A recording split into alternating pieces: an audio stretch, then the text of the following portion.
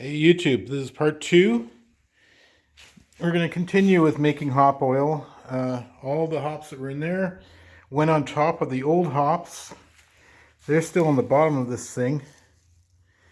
And we're going to put this onto the element here. Just a little hot plate. And I've got some water boiling. I got to go get that.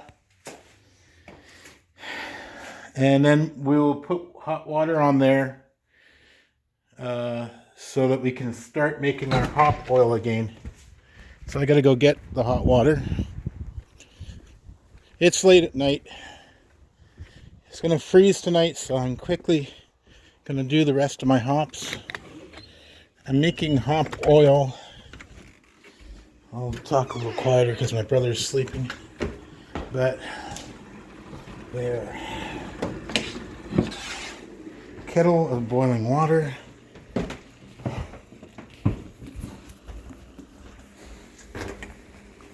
Try not to spill it.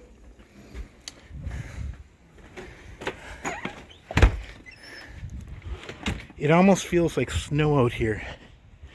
It's crazy. September 9th. It's sort of like misty, almost like snow. I'm killing my little finger here. Okay. They're pouring some hot water onto the hops.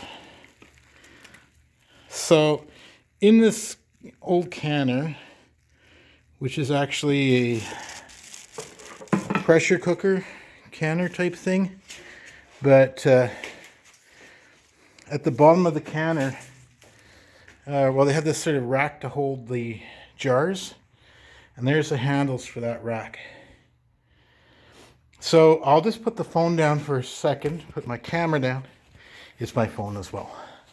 I'll turn it up, see me here. I'm going to lock this thing in place. Oh, I've had so much trouble locking this thing in place. Wow. Today for YouTube, it is going to work perfectly. So, this is a dangerous canner. Now, the problem with this canner is the way it sort of locks together. I'm just going to shut the door here. Entire world. It's later at night. I don't want everyone hearing us. So this is a dangerous canner. I already chipped out part of the teeth that hold it together, and they had a tendency to explode. See, there's no safety on this anywhere. This is an old pressure thing there, and that was this thing. I just unscrewed it. That would actually go on there. And this is just a valve. I don't know if you can see into there or not. No, I can't quite get you perfectly in there.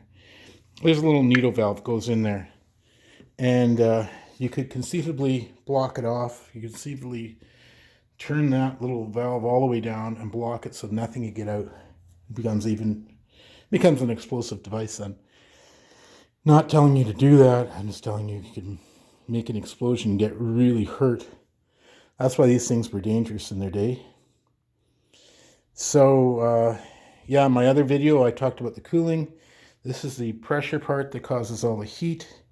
This shiny stuff is just a thermal blanket. You get it at the dollar store for $1 or so, and folded up and wrapped around this thing to keep the heat inside there. And this is always an adventure in making a mess. Everything is wet here. I don't know if you can see all the water on here. And I couldn't quite figure out why was this container empty. When this stuff comes down this tube here, down that tube and into there, the oil stays in the top part. The water goes down there and rises up that little tube and goes down there. Drops into this cup, but the cup is empty. And took a little bit to see it, but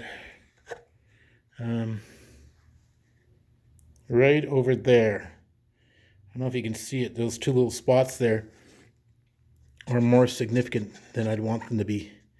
Those are holes. So at some point, something dropped in there, hot enough, I guess, to melt it. I'm not quite sure. Throw that cup away. The cup doesn't really matter, so here's a new cup. This is all wastewater anyways. I just want this oil here. So now we can wrap the whole thing up, start the whole thing again. Oh, and I was just going to show you before, I was mentioning this does the cooling, and the cooling goes in on this side here, comes out here, and I should show you that the cooling is still going. If you can see that. So the cooling's still going. I had trouble with this hose actually bending right so it clamps itself off. So I put a bigger hose on top of it, tried to put a little cut in there so we could do a more gentle curve and not a 90-degree corner. So that is how I'm making hops, hop oil. And you saw that bucket, a bucket like that produces approximately, we'll see, a teaspoon of oil.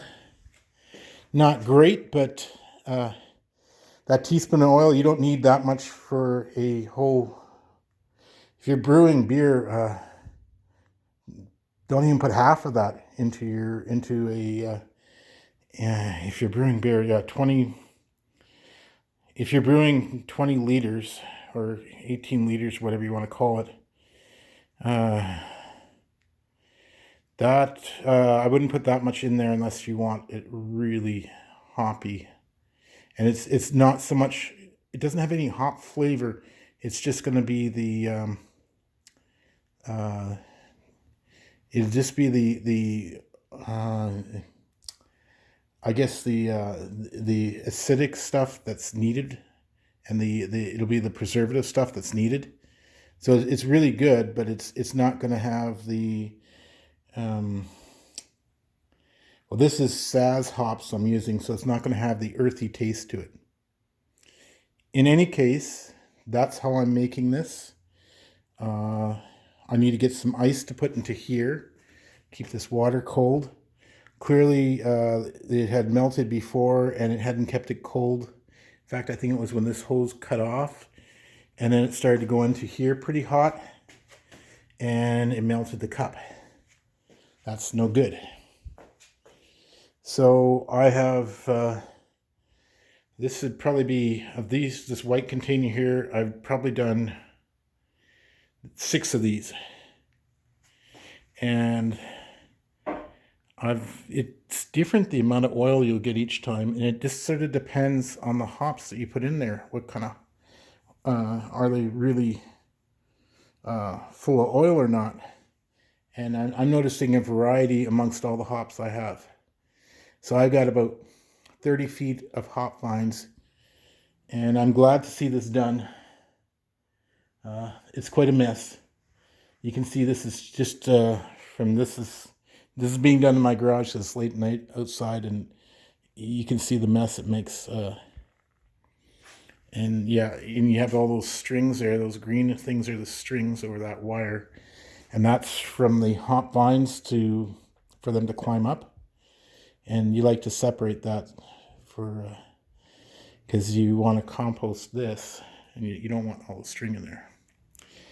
All right, YouTube, that's how you make hop oil.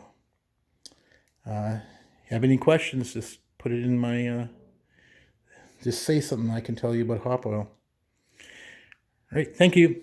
Bye.